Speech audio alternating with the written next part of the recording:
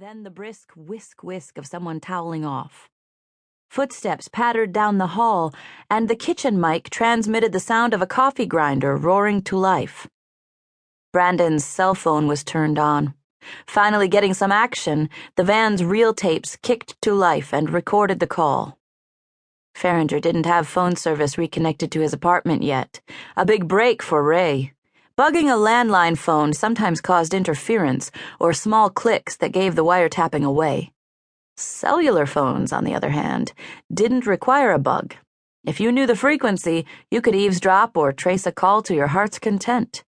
Ferringer had obviously been monitored before. The frequency, serial number, and PIN of his cell phone had been included in his dossier. The ringing was staticky.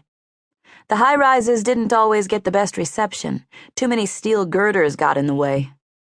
At the other end, a man finally picked up.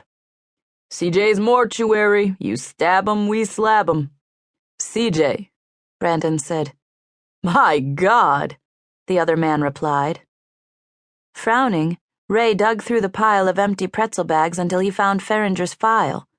Who the hell was CJ, and why would Ferringer call a mortician? After a moment, Ray solved the mystery. According to the file, Ferringer had two half-siblings, Maggie Ferringer and C.J. McNamara. They all shared the same father, Maximilian Ferringer, whose plane went down in Indonesia in 1972. His body was never found. The McNamara son had entered the Marines, Force Recon. Now he lived in Sedona, Arizona, where he owned a bar and worked part-time as a bail enforcement officer. Ray snorted.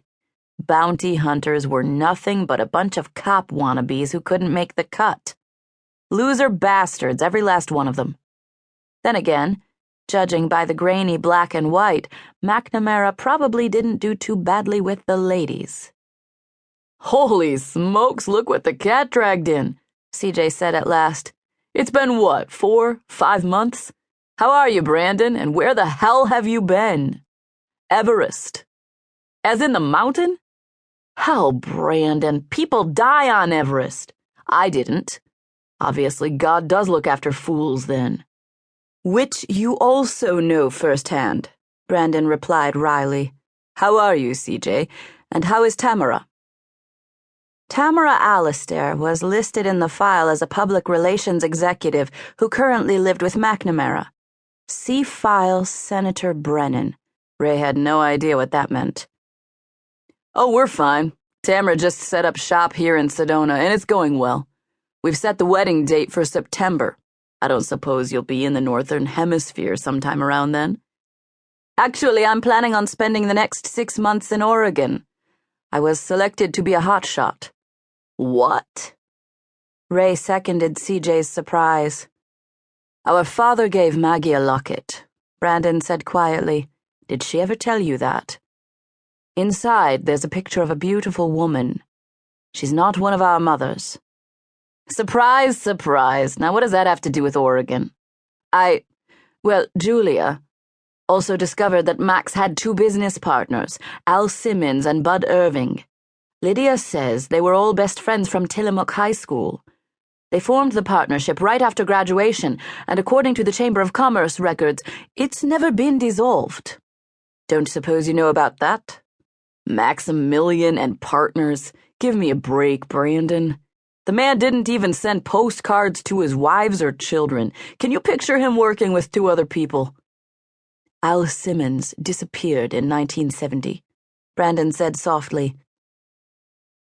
But I've traced Bud Irving to Beaverville, Oregon. Brandon, when you say this Al guy disappeared, what do you mean by disappeared? I mean, I can't find any trace of Al Simmons after 1970.